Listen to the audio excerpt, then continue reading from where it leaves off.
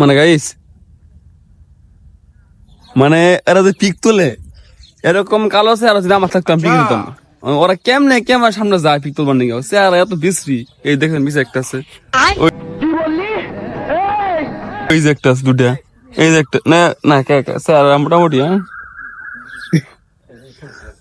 যাই হোক, আমাদের পাশে থাকবেন, আমাদের খুব ভালো ভালো ভিডিও করি। এখন আমি পিক তুলবো, আমার লুকটা তো দেখতে পাচ্ছি খুব সুন্দর। আমি কে রে তুই?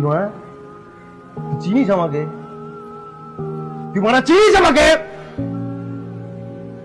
আর ওয়ানে পিক তুলা দেবে। আপনারা তো জানেনই, হারভেস্ট তো মনে করেন ছাগল আর ছবি ছাগলে উঠে। যাই হোক, এখন আমাদের ছবিটা তুলবো।